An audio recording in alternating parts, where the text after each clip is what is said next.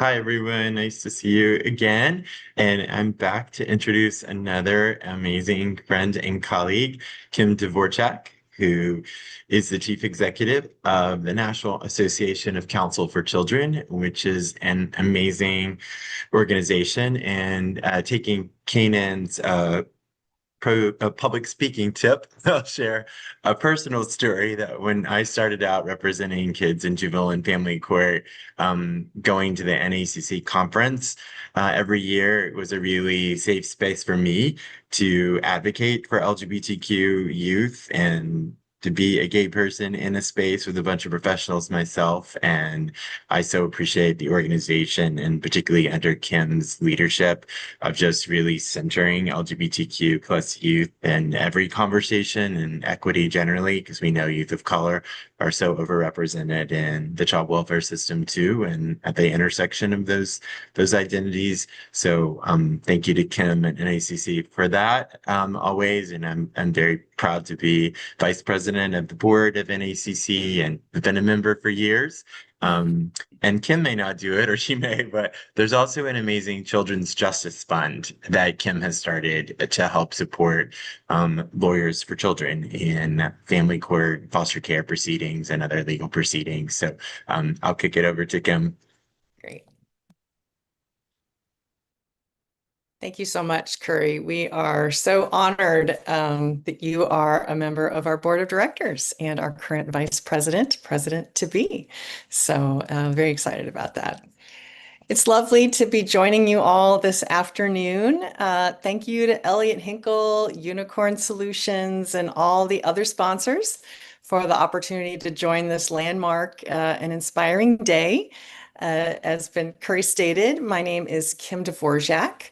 My pronouns are she, hers, and I am the CEO, the Chief Executive Officer of the National Association of Counsel for Children, which is a mouthful and which I will be referring to as NACC, or NACC, as sometimes we are known.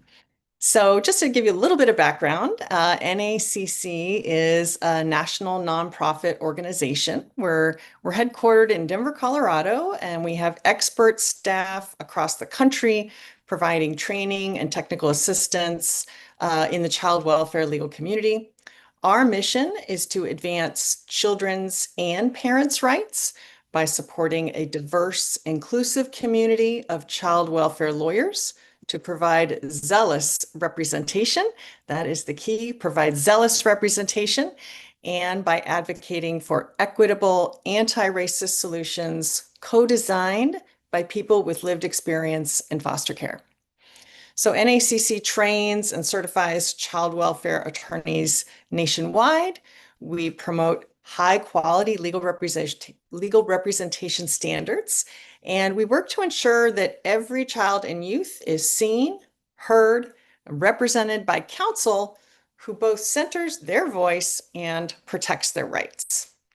So as relevant today, NACC, we believe in some pretty simple truths. Every young person deserves to be safe.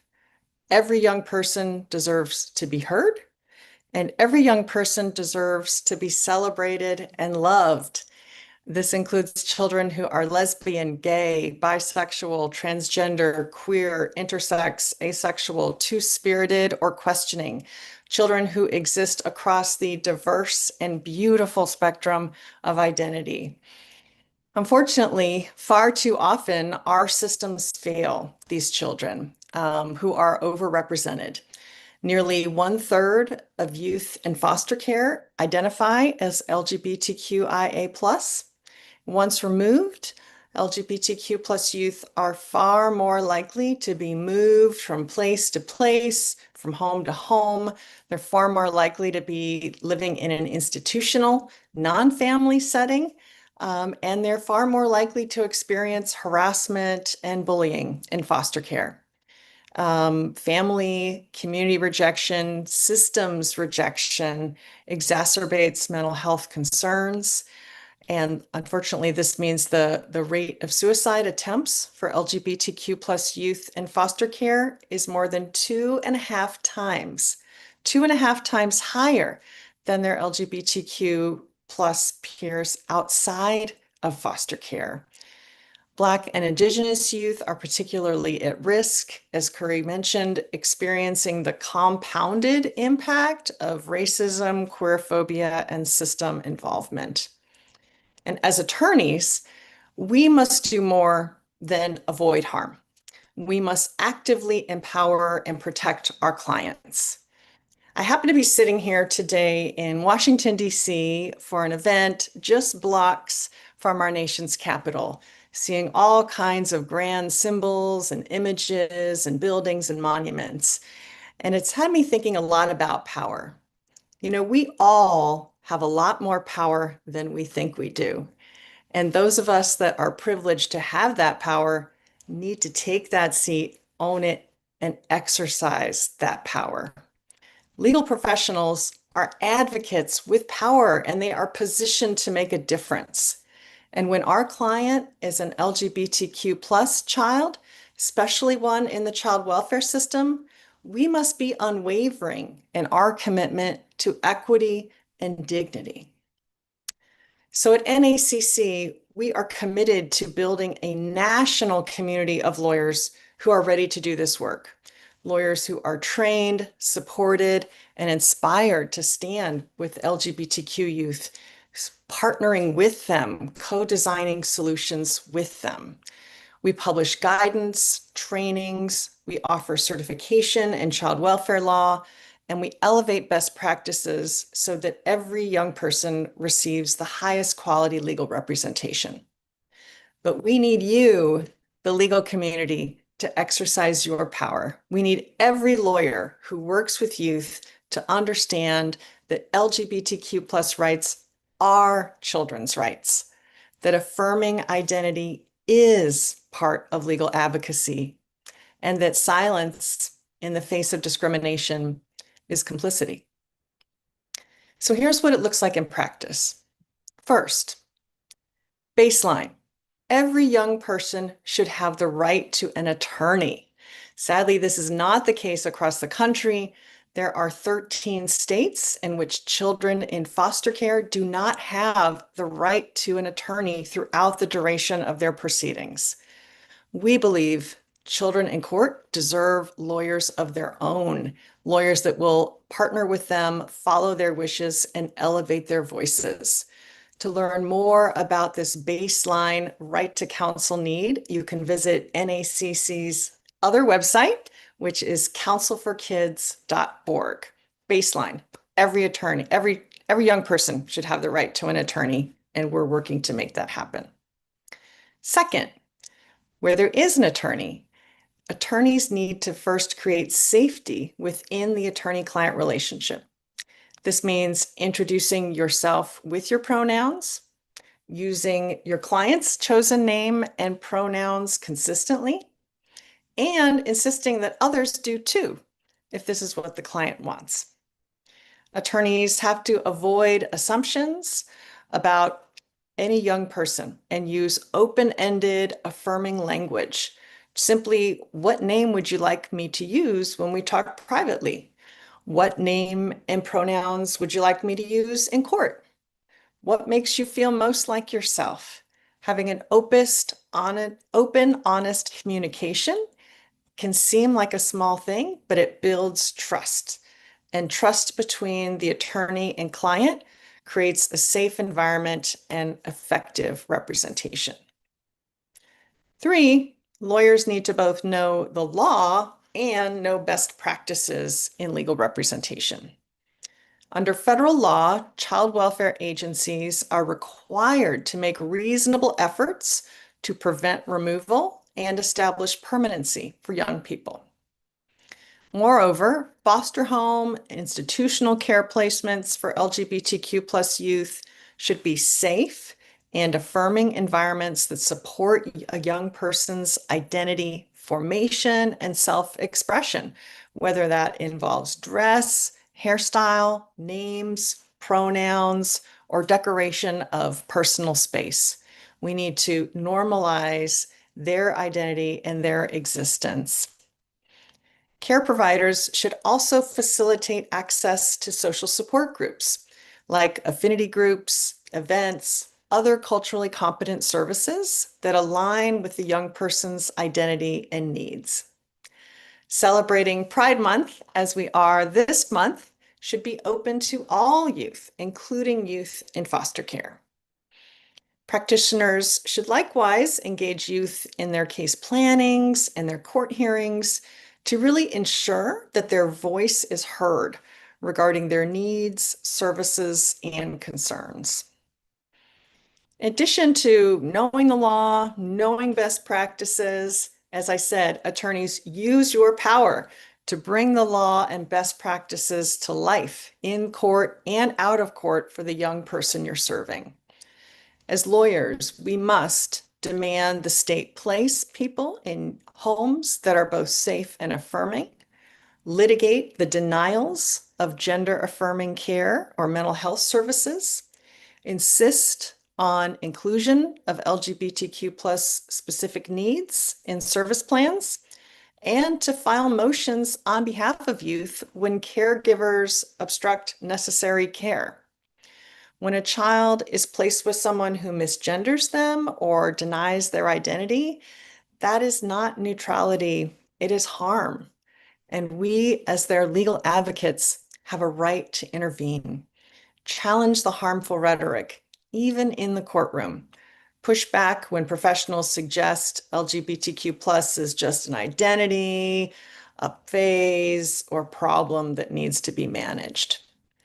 We can bring the message to the courts and everyone in power that all children and youth deserve caregivers that support them, systems that affirm them, and lawyers who will defend their rights with both skill and heart.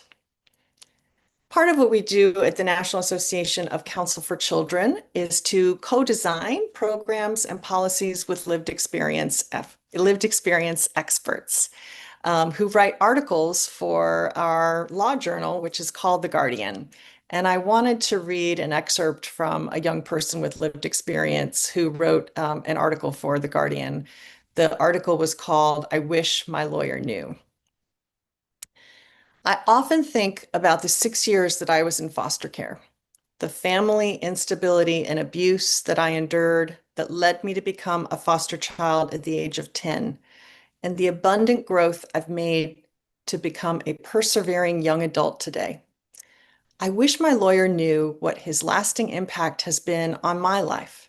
At such a fundamental and vulnerable time in my adolescence, no other prominent figure involved in my case offered as much genuine support, honest guidance, and intentional care for my well-being than he did. He approached my case plan as a partnership, breaking with conventional practices of excluding foster youth from informing the decisions that directly impact their lives. And in doing so, he empowered me to speak and be heard, evoking what would eventually evolve into a lifelong commitment to empower young people.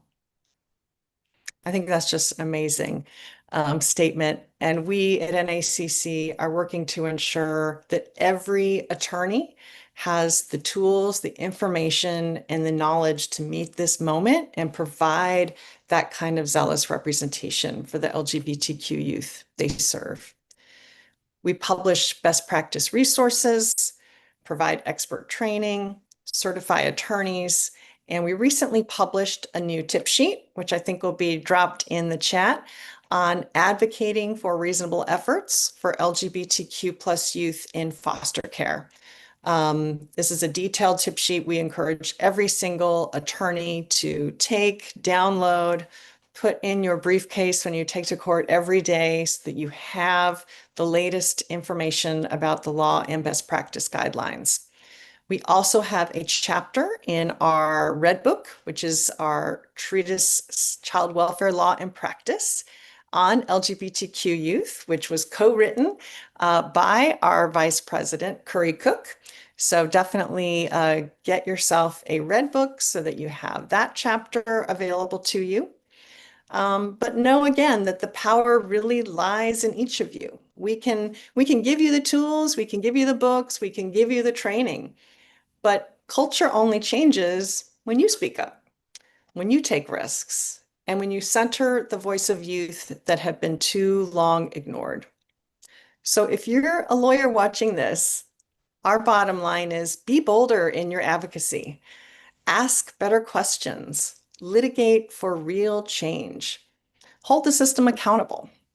Because when we lead with our values, we don't just represent our clients, we can transform their experience in foster care and their trust in justice itself.